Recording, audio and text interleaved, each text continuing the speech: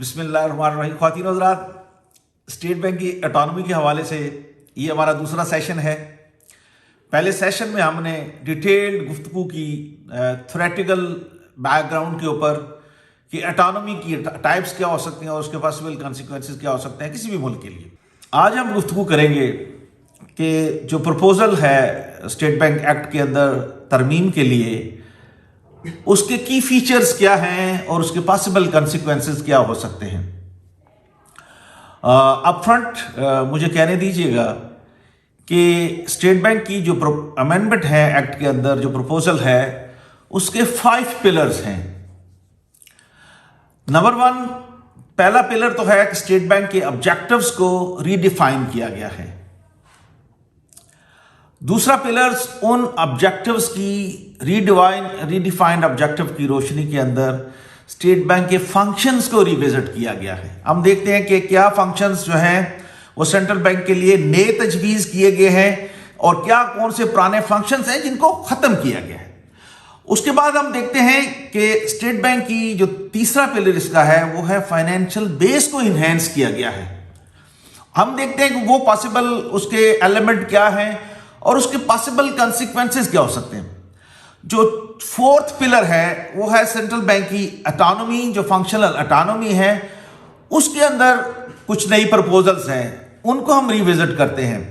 और last but not the least हम ये देखेंगे कि स्टेट बैंक की नए एक्ट के तहत ट्रांसपेरेंसी और अकाउंटेबिलिटी को किस तरीके से इन्हेंस किया जा सकता है। लेकिन इस मौजू पे गुफ्तगू करने से पहले मुझे याद आता है कि हमारे उस्ताद मोहतरम थे डॉक्टर पीटर मॉन्टेन, और उनकी एक बहुत खूबसूरत लाइन थी। वो कहते थे कि इकोनॉमिक्स के अंदर, बल्कि जिंदगी में भी कहीं, जब भी कोई आपसे सवाल पूछे तो हर सवाल का एक ही जवाब है, और वो जवाब है इट डिपेंड्स। मतलब अगर आज हमसे कोई ये पूछे कि ये जो प्रपोज्ड अमेंडमेंट की जा रही है इसका आउटकम क्या होगी, तो हमारा आंसर है इट डिपेंड्स। क्या सेंट्रल बैंक की ऑटोनॉमी बढ़ेगी और बढ़ने के नतीजे में मुल्क के ऊपर पॉजिटिव असरात होंगे या नेगेटिव असरात होंगे? The answer is it depends. So we can always give argument in favour of the proposals and against the proposal. लेकिन एक बारीक सा नुक्ता, बड़ा सेंसिटिव टॉपिक है, और मुझे कहने दीजिएगा कि मैं देखता हूं कि हमारे मीडिया के अंदर बहुत सारे लोग गुफ्तगू कर रहे होते हैं और इकोनॉमिक्स में specifically when it comes to monetary policy, fiscal policy या एक्सचेंज रेट पॉलिसी, तो ये बड़े सेंसिटिव टॉपिक हैं। और इनके ऊपर गुफ्तगू करते हुए मेरा ख्याल है हम सबका एक मुतात ही रवैया होना चाहिए। एक लाइन मुझे कहीं से आ रही थी, अक्सर मीडिया में ये आ रही है, बड़े हायर लेवल के लोग जो हैं वो उठ के कह देते हैं कि ये जो अमेंडमेंट जो हम कर रहे हैं ये एक्चुअली जी हम IMF के कहने पे कर रहे हैं। मेरा ख्याल है एक नुक्ता जिस पर हमें गौर करना चाहिए, हमेशा याद रखिए कि IMF के पास कोई भी मुल्क जो है वो खुद जाता है,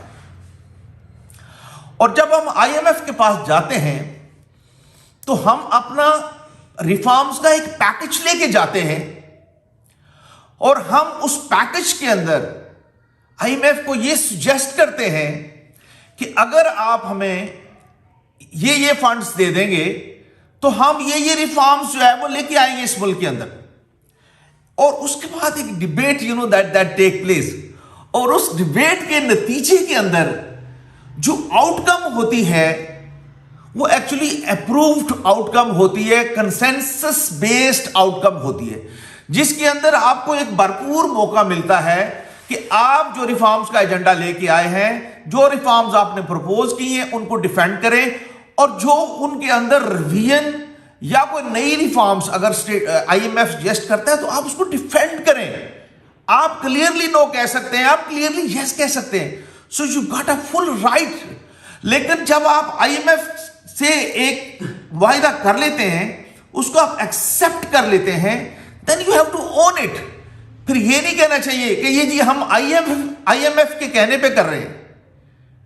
अगर स्टेट बैंक का गवर्नर आपने लगाया है तो ये स्टेट बैंक का गवर्नर है, ये मेरी गवर्नमेंट ने लगाया है, वी ओन इट। ठीक है, रिफॉर्म्स जो हमने अमेंडमेंट्स जो प्रपोज किए, we own it, so we have to own all this. जब हम ये कहते हैं कि ये जी हम किसी के कहने पे कर रहे हैं, तो एक तो हम फ्रंट जो है हम अपने कंट्री को हम जो है वो डिग्रेड कर रहे हैं। मैं सारी हार्श वर्ड है, हम अपनी सॉवरेनिटी को हम कहते हैं कि we are no more sovereign country. देखिए बात यह है कि इस तरह के जुमले नहीं कहने चाहिए, इंपावरिंग स्टेटमेंट आनी चाहिए कि ये जो हम अमेंडमेंट करने जा रहे हैं ये हमारे मुल्क के बेस्ट इंटरेस्ट में है। अगर हमारे मुल्क के बेस्ट इंटरेस्ट में ना होती तो हम कभी भी नहीं करते। तो इस बैकग्राउंड के अंदर ख्वातीन हज़रात, अब हम डिस्कस करते हैं कि वो जो 5 पिलर एजेंडा है रिफॉर्म्स का, उसके अंदर जो पिलर 1 है वो क्या है। जो पिलर 1 का थ्रस्ट है वो है कि स्टेट बैंक को एक्सप्लिसिटली इन्फ्लेशन टारगेटिंग दी गई है कि स्टेट बैंक का जो कोर या प्राइमरी ऑब्जेक्टिव होगा वो इन्फ्लेशन टारगेटिंग होगा, जबकि उसके मुकाबले में financial stability it will be a secondary objective of the central bank. तो सेंट्रल बैंक का जब objective primary focus inflation targeting है, तो स्टेट बैंक की अकाउंटेबिलिटी के अंदर आप उसको you can always build in.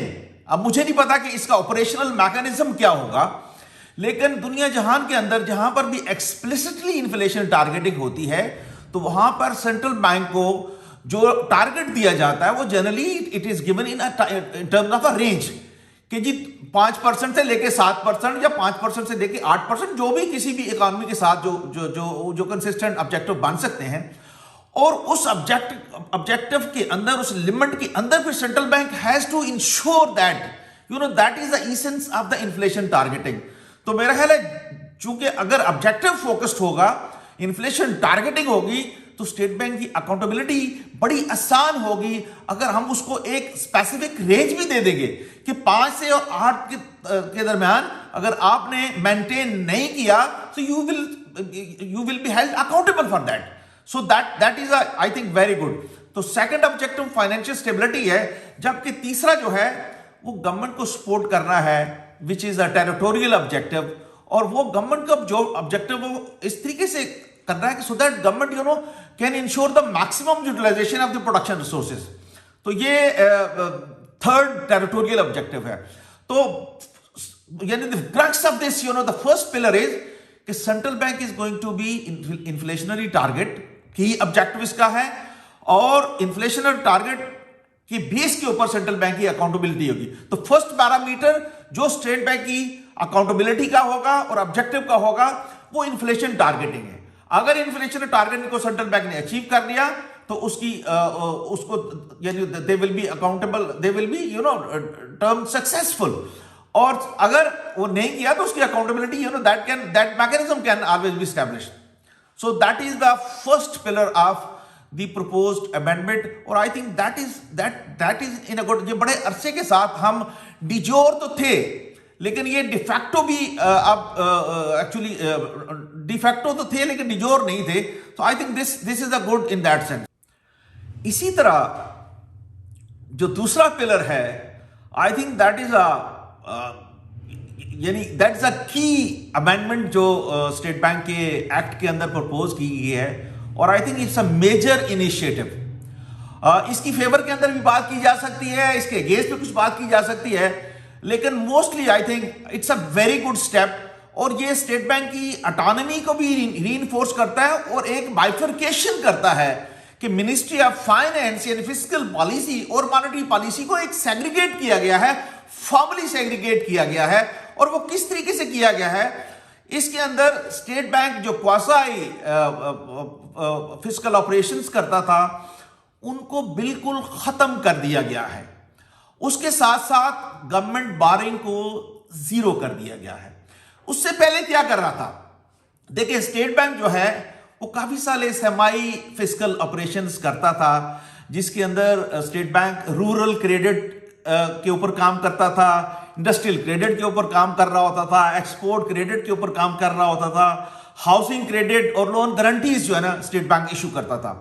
इन तमाम फंक्शंस को अब खत्म कर दिया गया है। तो स्टेट बैंक इनमें से कोई भी सेमाई फिस्कल ऑपरेशन नहीं करेगा। I think that is a good step, let fiscal policy take care of itself. So ये आई थिंक मुजाहिके की बात नहीं, ये एक अच्छी बात है। स्टेट बैंक एक फोकस्ड अंदाज में इन्फ्लेशन को टारगेट करेगा और फाइनेंशियल स्टेबिलिटी पे फोकस करेगा। हाउएवर ये एहतमाम भी किया गया है रिवाइज फंक्शनैलिटी के अंदर कि स्टेट बैंक अंडर सर्व सेक्टर्स को पहले से बल्कि भरपूर तरीके से एसएमई और माइक्रो फाइनेंस को सपोर्ट करता रहेगा और उसके अंदर इनिशिएटिव लेता रहेगा। आई थिंक ये एक अच्छी चीज है। ये फंक्शन जो स्टेट बैंक का ये जारी रहेगा। दूसरा जो इसका पिलर मेन है वो है कि क्रेडिट टू द गवर्नमेंट जो है वो जीरो कर दिया गया है। गवर्नमेंट बारोइंग जो है अब स्टेट बैंक से बिल्कुल जीरो कर दी गई है। स्टेट बैंक जो है गवर्नमेंट को बारे, state bank can say no to the government. अब इस पे डिबेट की जा सकती है कि ये बहुत अच्छी चीज है या इस पे, यानी इट डिपेंड्स कि आप कौन सी आर्गुमेंट देते हैं। मतलब अगर मैं पॉजिटिव देखूं तो आई थिंक देखिए ये जो बारोइंग होती है, बल्कि जिसको हम डेफिसिट फाइनेंसिंग भी कह सकते हैं, जब आप स्टेट बैंक से कर रहे होते हैं, it's a monetisation of the budget deficit. Government जब मोनेटाइज करती है, डेफिसिट फाइनेंसिंग करती है, तो दुनिया में इसको एक वर्स्ट किस्म की फाइनेंसिंग की जाती है, क्योंकि ये बिल्कुल इन्फ्लेशनरी होती है और inflation act as a tax. So government को इससे जो आई थिंक जो पॉजिटिव मुझे नजर आता है, government should focus on surplus budget. और जब मैं सरप्लस बजट की बात करता हूं तो देखें, अगर आप आज बारो कर रहे हैं तो कल तो आपने उसके ऊपर उसको आपने टैक्स लगा के कहीं ना कहीं से आपने रिकवर करना है। तो जो रिकवरी आपने 2 साल बाद करनी है, 1 साल बाद करनी है, व्हाई नॉट टुडे? क्योंकि इकोनॉमिक्स में कहते हैं कि अगर आप आज जो टैक्स आपने लगाना है, अगर आप 6 महीने बाद लगाएंगे, 2 साल बाद लगाएंगे, तो कई गुना ज्यादा टैक्स आपको लगाना पड़ेगा। तो government instead of deficit financing, अगर एक डेफिनेटली पॉलिटिकल गवर्नमेंट के लिए टैक्स को लगाना कोई आसान, यानी पॉलिटिकली आसान नहीं होता, but they don't have any option, they should go for that. Taxes के लिए देखना चाहिए और उस हवाले से जहां पे भी यानी टैक्स सिस्टम को आप रिफॉर्म कर सकते हैं, उनको करना चाहिए। तो मेरे ख्याल में इसकी पॉजिटिव जो आउटकम ये है, गवर्नमेंट नंबर 1, एक तो गवर्नमेंट को शुड गो फॉर कि वो उसको डेफिसिट की जरूरत ही ना पड़े, और अगर उसको जरूरत पड़ती है तो आपके पास मुल्क के अंदर बैंकिंग इंडस्ट्री है, दे कैन गो देयर। उसके ऊपर एक डिबेट ये की जा सकती है कि अल्टीमेटली जब गवर्नमेंट बैंकिंग सेक्टर से बारो करती है तो that can also lead to the inflation. वो उस सूरत में हो सकता है कि अगर गवर्नमेंट ने बारो किया है बैंक से और बैंक ने वो जो सिक्योरिटीज हैं, जो टी बिल्स हैं, वो ऑफलोड कर दिए सेंट्रल बैंक को, तो इवेंचुअली अगर size of the money supply is going to increase, तो उसके नतीजे के अंदर मनी सप्लाई बढ़ती है तो इन्फ्लेशनरी होती है। हाउएवर अगर वो size of the pi same रहता है तो उसके अंदर एक ट्रेड ऑफ हो जाती है पब्लिक सेक्टर और प्राइवेट सेक्टर के अंदर। तो प्राइवेट सेक्टर की इन्वेस्टमेंट की कास्ट पे गवर्नमेंट को they have to think on it कि what should they do? Should they promote the private investment or should they promote the public investment? So that is for government to decide. Or instead of going for the deficit financing, why not they should put taxes upfront? तो ये कुछ possible options हैं। I think I will look it as a positive step. तो एक तो ये है इसका इम्पैक्ट। इसी तरीके से जो एक बड़ा स्टेप लिया गया है इस अमेंडमेंट के अंदर, वो है कि coordination between state bank and ministry of finance, उसको फॉर्मल की बजाय इनफॉर्मल कर दिया गया। क्योंकि जो पहले हमारे यहाँ monetary and fiscal coordination board था, उसको प्रपोजल दी गई है कि दैट शुड बी अबॉलिश्ड। तो जब वो कोऑर्डिनेशन का एक जो फोरम है, जब वो मौजूद नहीं रहेगा, और उसके अल्टरनेट जो प्रपोजल दी गई है वो ये है कि सेंट्रल बैंक के गवर्नर और मिनिस्टर ऑफ फाइनेंस आपस के अंदर एक बड़ा अच्छा लाइजन रखेंगे और एक दूसरे को अपडेट रखेंगे। तो एक इनफॉर्मल चैनल तो रहेगा, लेकिन जो मॉनेटरी और फिस्कल पॉलिसी कोऑर्डिनेशन बोर्ड है वो जो है उसको खत्म किया जा रहा है। इसके पॉजिटिव एस्पेक्ट भी है, इसके नेगेटिव एस्पेक्ट भी हैं। So you can always argue in both way, लेकिन जनरली मैं समझता हूं कि अदारों को अपनी हदूद के अंदर अगर इंडिपेंडेंटली काम करने दिया जाए, जहां पर आपको ऑब्जेक्टिव्स क्लियरली डिफाइंड हैं और फंक्शंस क्लियरली डिफाइंड है, तो मेरे ख्याल कोई इशू नहीं होना चाहिए। तो that in a way I think that is another good step. मेरे ख्याल में मैं उसको एज ए गुड स्टेप ही लूंगा। अब हम देखते हैं कि जो थर्ड पिलर है एसपीपी एक्ट के अंदर अमेंडमेंट का, वो है कि सेंट्रल बैंक की फाइनेंशियल बेस को इन्हेंस किया गया है। और ये एक मैसिव अमेंडमेंट तजवीज़ की गई है। अगर आप एग्जिस्टिंग देखें तो स्टेट बैंक का ऑथराइज्ड और पेड अप कैपिटल जो है वो 100 बिलियन रुपीस था, उसको इन्हेंस कर दिया गया है। ऑथराइज्ड कैपिटल को 500 बिलियन, 100 मिलियन से 500 बिलियन ऑथराइज्ड कैपिटल, वो जो मैक्सिमम शेयर स्टेट बैंक जो है वो इशू कर सकता है। Maximum value of the state bank share जो है वो 500 बिलियन तक हो सकती है। इसी तरीके से जो पेड अप कैपिटल है उसको भी जो है 100 मिलियन से 100 बिलियन की तरफ इनहेंस किया गया। तो आई थिंक ये एक बड़ा स्टेप है स्टेट बैंक की फाइनेंशियल साउंडनेस के लिए। और जब कोई अदारा फाइनेंशियली ज्यादा साउंड होता है तो I think that is in a better position to act independently. तो स्टेट बैंक की सॉवरेनिटी और ऑटोनॉमी को रीइंफोर्स करने के लिए ये एक अच्छा स्टेप है जो लिया गया है। इसके साथ साथ इसके अंदर ये भी इंश्योर किया गया है कि एनुअली तकरीबन 20% से जो स्टेट बैंक का जो प्रॉफिट है उसको रिटेन किया जाएगा और वो स्टेट बैंक के जो रिजर्व्स है उसके अंदर वो एड अप होता रहेगा।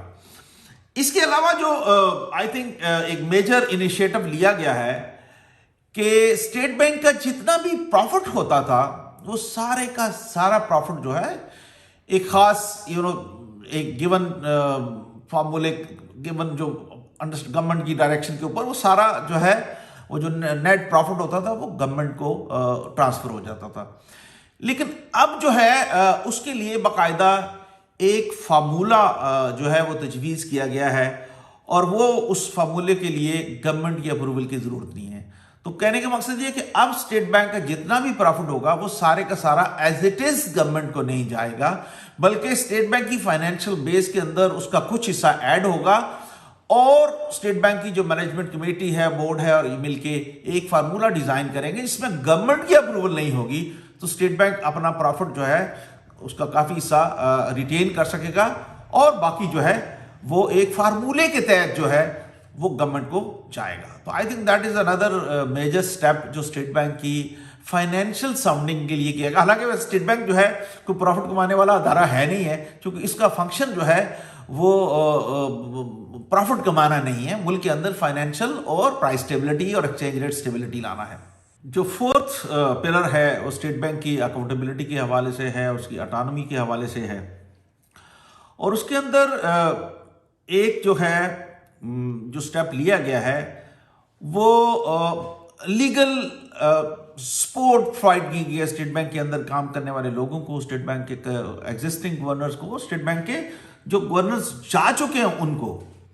और वो कुछ इस तरीके से है कि स्टेट बैंक जो है जो उसके एम्प्लॉइज हैं वो कोई भी काम अगर वो गुड फेथ के अंदर करते हैं तो उनको इंडेमनिटी हासिल हो गई और अगर इन केस अगर कोई उनके खिलाफ कोई एक्शन होता भी है तो they will not be individually held responsible और उस तरह की प्रोसीडिंग के ऊपर जितने भी अगर वो पैसे खर्च होंगे तो स्टेट बैंक उनको रिइंबर्स करेगा।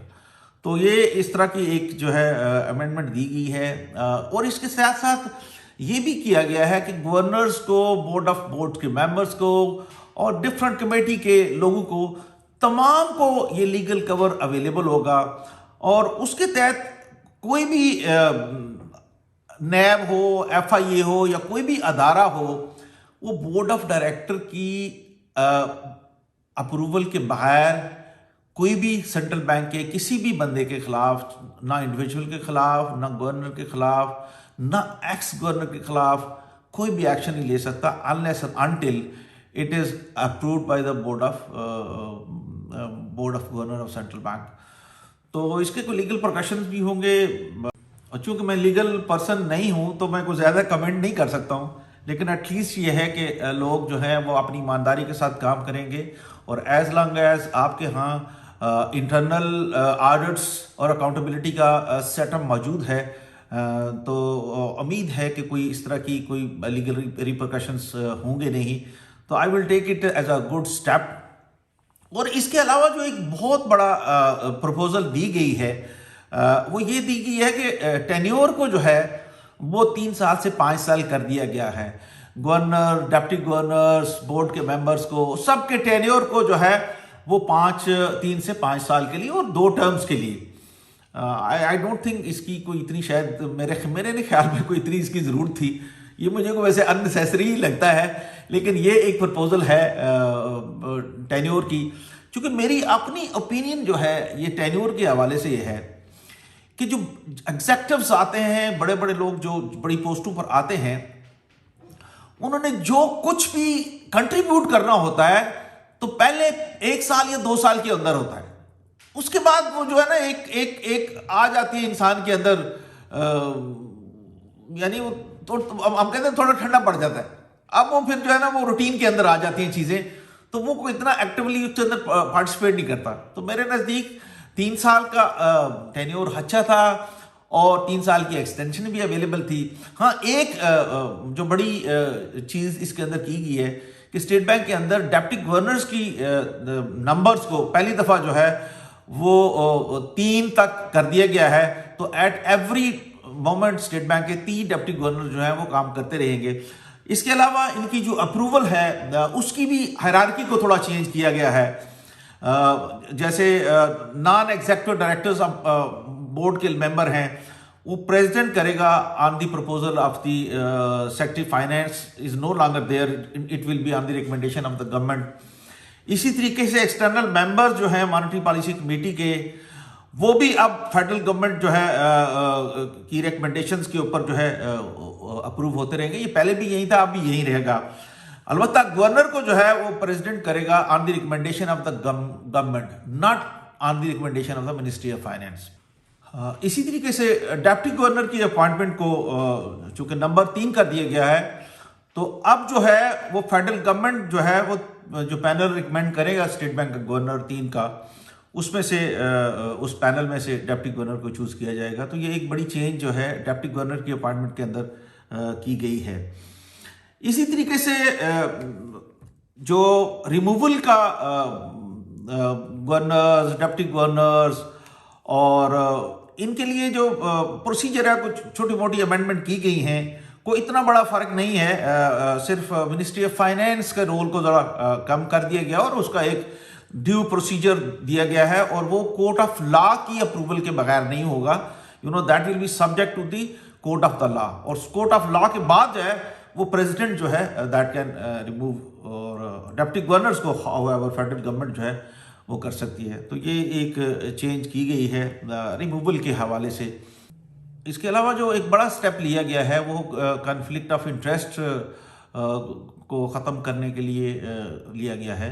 उससे पहले कोई फॉर्मल हमारे यहाँ TOR नहीं थी, अब बल्कि अब जो है वो एक कम्प्रिहेंसिव TOR बनेगी, जिस TOR के ज़रिए governor, deputy governors, board of member और सारे लोगों को इंश्योर किया गया है कहीं भी कोई बंदा भी जो है जो किसी दूसरे फाइनेंशियल इंस्टीट्यूशन के साथ हो, यानी कन्फ्लिक्ट ऑफ इंटरेस्ट नहीं होना चाहिए। कहीं ना कहीं जहाँ भी हो तो सेंट्रल बैंक का जो रोल है और उसका कोई और इंटरेस्ट नहीं होना चाहिए। जहाँ भी कन्फ्लिक्ट ऑफ इंटरेस्ट होगी उस तरह के बंदों के लिए एक TOR बना दी गई है और दे विल बी उनको सेपरेट कर दिया जाएगा। वो that should be the super important. Last but not the least जो स्टेप है वो अकाउंटेबिलिटी है टू दी पार्लियामेंट, और पार्लियामेंट सुप्रीम है। उससे पहले बोर्ड जो है वो रिपोर्ट पेश करता था पार्लियामेंट को, अब वो जो है वो गवर्नर एनुअल रिपोर्ट पेश किया करेगा और वो स्पेसिफिकली 4 मेजर एरियाज को कवर करेगी रिपोर्ट। एक तो वो स्टेट बैंक के जो ऑब्जेक्टिव्स के ऊपर जो उसकी अचीवमेंट है, स्टेट बैंक ने इन्फ्लेशन टारगेटिंग करनी थी, उसके अंदर कहाँ कहाँ खामियां, क्या क्या उसने अचीवमेंट की है, उसकी एक डिटेल रिपोर्ट स्टेट बैंक पेश करेगा। फिर स्टेट बैंक मॉनेटरी पॉलिसी के कंडक्ट के हवाले से एक रिपोर्ट पेश करेगा कि उसका कंडक्ट जो है वो किस तरीके से रहा, क्या क्या टूल उसने यूज़ किए, कितने इफेक्टिव थे। फिर इसी तरीके से स्टेट ऑफ इकोनॉमी पे एक डिटेल रिपोर्ट स्टेट बैंक जो है वो पेश करेगा उसी रिपोर्ट के अंदर, यानी एक हिस्सा उसका ये होगा।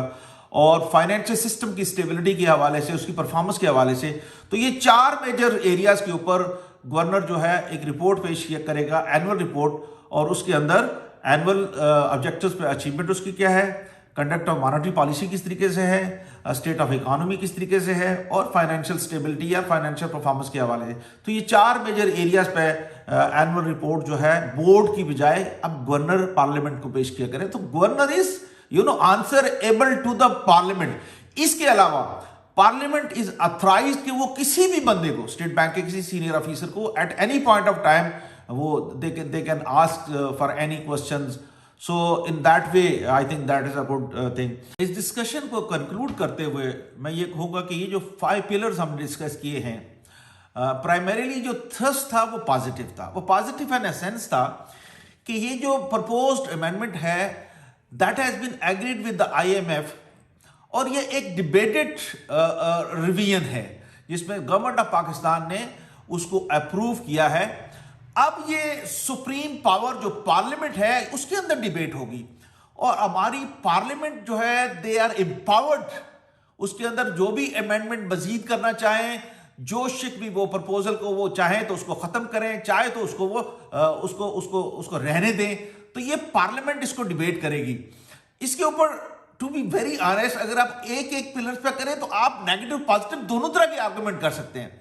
लेकिन मेरे नजदीक ऑनेस्टली स्पीकिंग स्टेट बैंक की ऑटोनॉमी या not autonomy, it's not the issue. It is whether you can do it और not. It's matter of the will. State Bank जरूरी नहीं है, दुनिया में बहुत सारे ममालिक के सेंट्रल बैंक जो ऑटोनमस है but they have not perform effectively, और बहुत सारे सेंट्रल बैंक्स हैं जो ऑटोनमस नहीं है और उन्होंने बड़ा अच्छा परफॉर्म किया। तो ये ऑटोनॉमी या नॉट ऑटोनॉमी इतना बड़ा इशू नहीं है। That is not a prerequisite condition for the top performer. To me it is the will, as a team. जब आप सेंट्रल बैंक काम करता है गवर्नर की क़यादत के अंदर, अगर उनके अंदर विल है तो they can do effectively with और विदाउट दी ऑटोनॉमी। सो हम कंक्लूड करेंगे इसी स्टेटमेंट के साथ कि अदारों की कारकर्दगी जो है वो उस पर काम करने वाले लोगों की विल पावर पर है, उनके विजन पर है, उनके कमिटमेंट पर है। और आई एम श्योर कि स्टेट बैंक की क़यादत जो है वो अंडरस्टैंड करती है इन सारी रिस्पॉन्सिबिलिटी को, क्योंकि जितनी ज़्यादा ऑटोनॉमी उनके पास होगी उतनी ज़्यादा अकाउंटेबिलिटी और रिस्पॉन्सिबिलिटी होगी। So they will be pumped up to perform well. और मेरी दुआ है कि स्टेट बैंक एक बहुत अच्छी तरीके से परफॉर्म करे पाकिस्तान की तरक्की के लिए, और पाकिस्तान के सारे अदारे पाकिस्तान की तरक्की के लिए काम करें। सो ख्वातीन हज़रात, अपना ख्याल रखें, लोगों के अंदर खुशियां बांटें, खुश रहें। अल्लाह ताला आपको हमेशा खुश रखे। Thank you very much.